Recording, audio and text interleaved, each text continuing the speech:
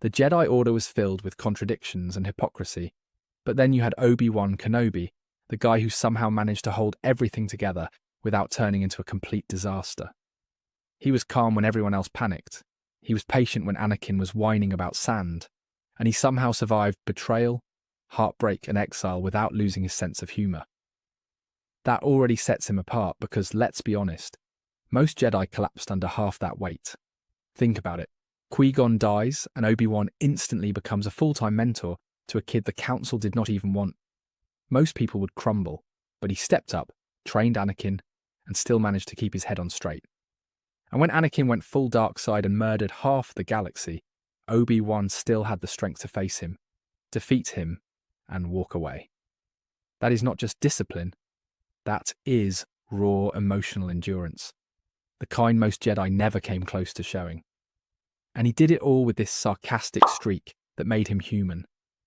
This was a guy who could fight a four-armed cyborg one moment and still crack a joke about how uncivilized blasters are the next. That wit was not just comedy relief. It was his way of staying grounded in a galaxy tearing itself apart. It kept him relatable, and it reminded us that Jedi were supposed to feel like people, not just stoic monks with glowing sticks. What makes Obi-Wan so fascinating is that he kept the faith without becoming blind. He never abandoned the Jedi Code, but he also never used it as an excuse to ignore compassion. He loved Satine, and still walked away for duty. He cared about his clones as individuals when the Council treated them like numbers, and he lived in exile to protect Luke without ever demanding recognition. That balance of heart and duty is the rarest thing in Star Wars. And then when you really think about it, his whole story is about sacrifice without bitterness. He gave up love, family, power and freedom, and still never turned angry or cynical. Yoda admitted failure. Anakin fell. Mace was arrogant, but Obi-Wan endured. He never let despair consume him. That makes him not just a survivor, but the blueprint of what the Jedi should have been all along. In this video, we are going to break down exactly why Obi-Wan Kenobi was the perfect Jedi, how his choices and sacrifices defined the galaxy, and why his legacy still towers over the Order, even decades after his death. Because when you stack him up against every other Jedi, you start realizing that Obi-Wan was not just good, he was the Jedi the galaxy desperately needed. When you look at the Jedi Order as a whole, it is hard not to notice the flaws. Mace Windu was too rigid, Ki-Adi-Mundi was dismissive, and Yoda, wise as he was, often seemed blind to the shifting tide of the galaxy. Obi-Wan Kenobi stood apart because he somehow lived by the Jedi Code without losing his humanity. He was disciplined, yes, but he was also deeply compassionate. That balance defined him in a way most other Jedi never achieved. Think about how Obi-Wan handled Anakin from the very beginning. When Qui-Gon died, Obi-Wan did not even want to train him at first, but he honored his master's dying wish. That decision could have been purely about duty, but Obi-Wan raised Anakin with genuine care. He was stern when needed, patient when possible, and always tried to steer him toward the light. Compare that to the Council's cold detachment, and you see how Obi-Wan's mentorship had more heart than the entire Jedi Order combined. Obi-Wan also understood sacrifice in ways few others did. He was constantly giving up personal desires for the sake of others. We see this when he walks away from Duchess Satine, even though it is clear he loves her. He put the Order and the Republic above his own happiness, yet he never grew bitter. He carried that weight with quiet dignity, unlike Anakin, who let personal attachments consume him. Obi-Wan modelled the Jedi ideal of putting others first, but he did it without cruelty or repression. Even his fighting style reflected his mindset. Obi-Wan was not a flashy duelist like Anakin or a brute like Mace. He mastered Sora Su, a defensive form built on patience and control. That style symbolised who he was. He endured, adapted, and outlasted his enemies rather than rushing headlong into danger. It is no accident that he survived encounters with Darth Maul, General Grievous, and even Anakin himself. His entire philosophy was about balance, restraint, and resilience. We also cannot forget his role in galactic politics. Obi-Wan was a general during the Clone Wars, but unlike other Jedi, he questioned the war. He followed orders, but he never let the battles strip him of empathy. Whether it was respecting clone individuality or showing mercy to defeated enemies, Obi-Wan never lost sight of the fact that the Jedi were supposed to be peacekeepers. That clarity of purpose is exactly what made him different from the rest of the Order. Obi-Wan also had a sharp wit that humanized him.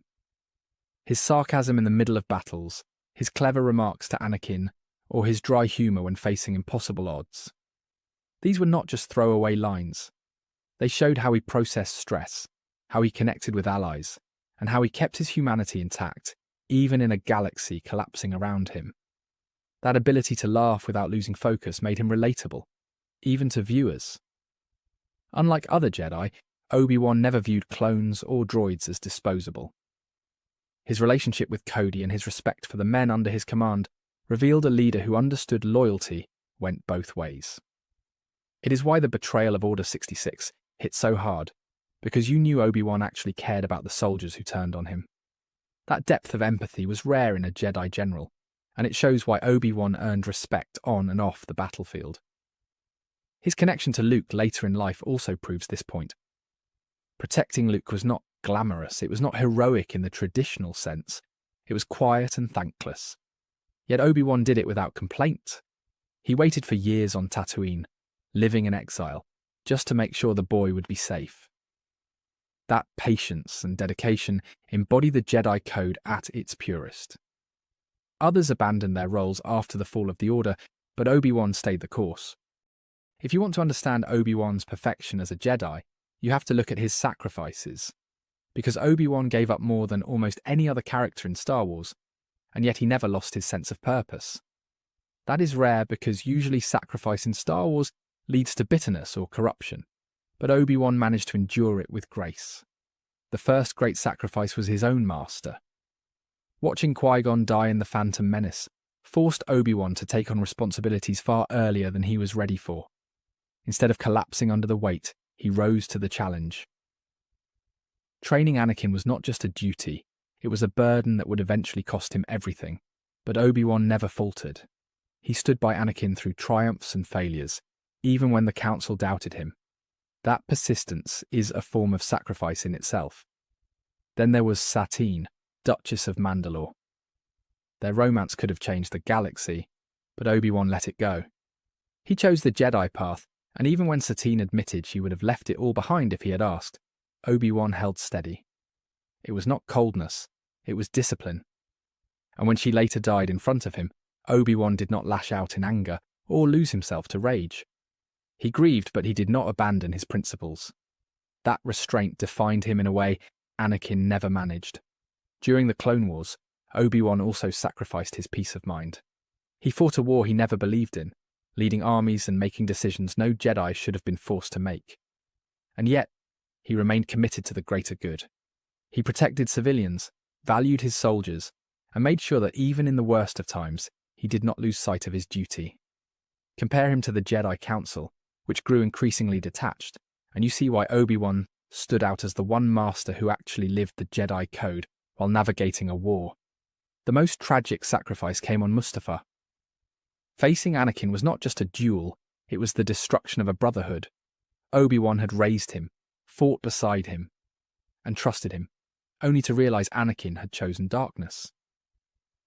That moment broke Obi-Wan, but he still did what had to be done. He defeated Vader, left him to his fate, and carried the unbearable weight of failure. That act alone showed his strength, because he did not run from duty, even when it shattered his heart. His exile on Tatooine was another sacrifice that defined his character. Imagine living in isolation for decades, watching from afar as the Empire rose unchecked, knowing you could not intervene without risking everything. Obi-Wan gave up freedom, recognition, and connection for one purpose: protect Luke Skywalker. That kind of patience and dedication is unheard of in the galaxy, and it proves his loyalty was bigger than personal glory. Even in exile, Obi-Wan was not defeated. He found ways to help quietly, whether protecting Luke from Tusken Raiders or confronting threats like Maul when they resurfaced. His final duel with Maul is a masterclass in Jedi discipline. No theatrics, no unnecessary conflict, just calm precision to end a rivalry that had spanned decades. Obi-Wan embodied the idea that a Jedi's power is not in how they fight, but in how they control themselves. His mentorship of Luke in A New Hope was another sacrifice. Obi-Wan knew training Luke would put him on a dangerous path, but he did it anyway. And when the time came, he sacrificed himself to Vader to ensure Luke could escape. That moment is not just about death, it is about legacy. Obi-Wan gave his life so that the next generation could rise, and that is what makes him the perfect Jedi. Even after death, Obi-Wan continued to guide Luke as a Force ghost. He never abandoned his duty, never left Luke alone in his greatest struggles. Obi-Wan's legacy is woven into every victory the rebellion achieved. Without him, Luke would not have been prepared. And without Luke, Vader would never have been redeemed. That ripple effect is unmatched in the saga. What makes Obi-Wan Kenobi the perfect Jedi is not just his deeds, but what he represented. He was the embodiment of everything the Jedi were supposed to be, not what they actually became.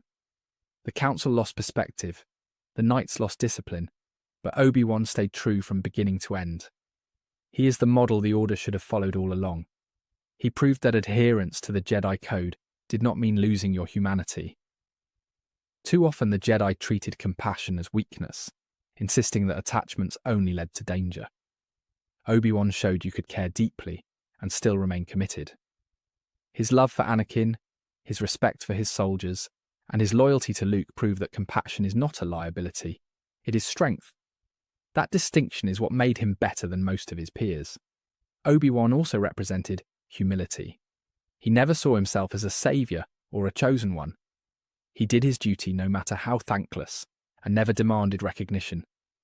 Compare that to Anakin, who constantly sought validation, or Mace, who often came across as self-righteous. Obi-Wan had confidence, but it was quiet confidence. He did not need to announce it, he simply lived it. His duels tell the same story. Against Maul, Grievous and Anakin, Obi-Wan never lost sight of his role. He fought not for glory, but because he had to. His Sora Sue style was about defense, survival and patience. That is why he outlasted opponents who were often more aggressive or physically stronger. He was proof that discipline can defeat arrogance. That is the essence of a Jedi.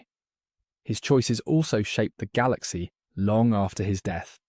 By protecting Luke, Obi-Wan indirectly set the stage for Vader's redemption and Palpatine's downfall. The rebellion would not have had its champion without him.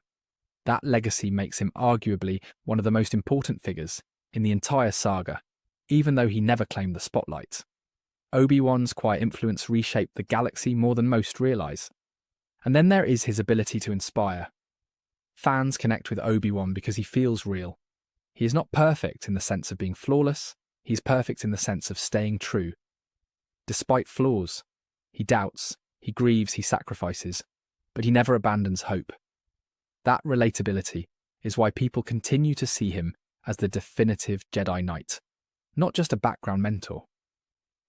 The contrast with other Jedi only strengthens his case. Yoda admitted failure in the end. Mace was killed by his own arrogance. Anakin fell to temptation. Even Luke struggled with bitterness and doubt. Obi-Wan endured all of it without breaking. He never turned to the dark side, never abandoned his role, never let despair consume him. That resilience is why he is the gold standard. It is also worth noting how his philosophy resonates beyond the saga. The idea that true strength lies in patience, discipline, and compassion is timeless. In a world obsessed with flash and power, Obi-Wan reminds us that control and humility can be greater weapons than brute force. He is not just a Star Wars hero, he is a mythic archetype that transcends the franchise. So when fans debate who the greatest Jedi was, the answer is not the strongest duelist or the most powerful Force user. It is the one who lived the Jedi Code in spirit as well as letter. That is why Obi-Wan Kenobi stands above the rest. Obi-Wan Kenobi was the perfect Jedi, not because he was flawless, but because he embodied the best of what the Order could be. And that is why his legacy will always endure. Thank you for watching. Be sure to like, subscribe, and hit that share button. My main channel is Critical Analysis Hub, where I post Star Wars content about the movies. My secondary channel is Critical Analysis Hub Plus, where I focus on the shows of Star Wars. And my third channel is Critical Analysis Hub XP, where I post comic books. Be sure to take a moment and check them out.